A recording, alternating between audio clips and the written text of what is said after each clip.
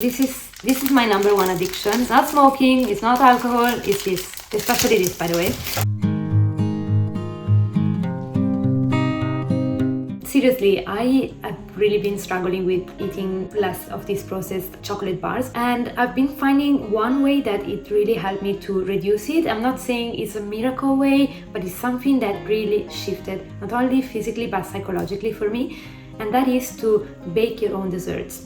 And let me tell you why. There are three main reasons. The number one is because when you bake your own desserts, you know exactly the ingredients that are inside.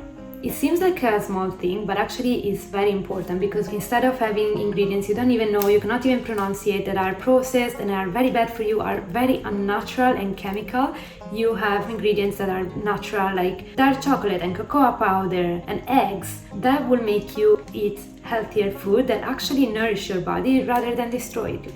These type of companies, they really earn a lot of money by you buying more of that. So what they do is they create the bliss point, which is putting a certain amount of sugar and salt that combined makes your brain really addicted to it. What I notice with me is that if I start to eat one of these, then two, then three, I really am craving it like a drug. And that is the reason why I cannot stop eating these desserts once I start.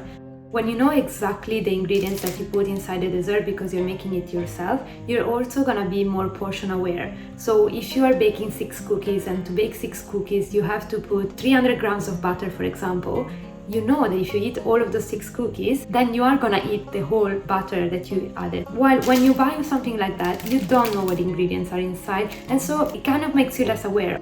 Speaking of chocolate cookies, I have an amazing dark chocolate cookie recipe I'll leave you later on. It's from an Italian nutritionist, and yeah, I just think it's like my favorite. It beats the Mars bar like 100 times. Coming back to us, when you bake your own desserts, you also need to put time and effort into it. And I'm very lazy, so for me that's a big deal. That will create friction, so I need to evaluate, like, do I really want to spend those 10-15 minutes baking my own dessert, or can I avoid it? If I'm really just bored and I want to eat my dessert because, I don't know, I am emotionally down, or because of reasons that are very superficial and that have nothing to do with my hunger, then I will usually avoid it.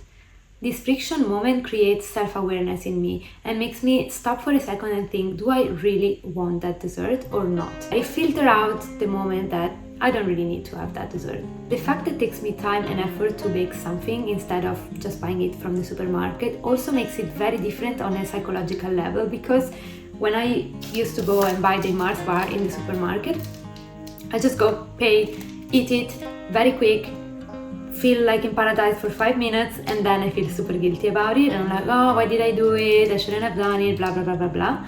While when I bake it myself, like I put myself there 10-15 minutes with music, it's a whole mindful experience.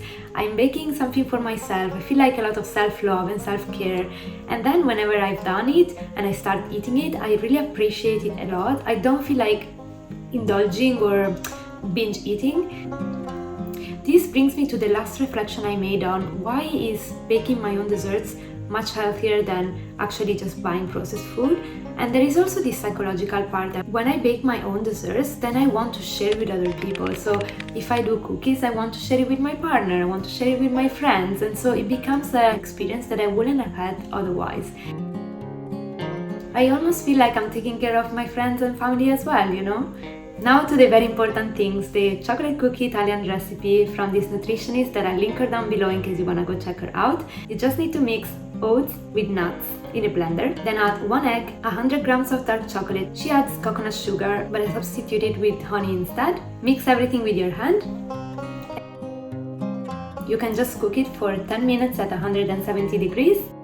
And you're done. If you love chocolate, this is the best chocolate cookie recipe I've ever tried in my life. But let me know if you know other ones that are quick to do, because remember, I'm Italian. And also I would suggest, if you wanna add in the comments below, one thing you're gonna do this week to try and eat healthier. Being accountable to other people has been super beneficial for me. That's why I'm doing this YouTube channel. I'm trying to be accountable to you by bringing you my experience of trying and eating healthier. So I encourage you to do it, and maybe convince other friends or family members that you're trying to be healthy with to comment as well, so we can create a bit of a support bubble on this and we can keep each other accountable. Thanks for watching, buon appetito, ciao ciao!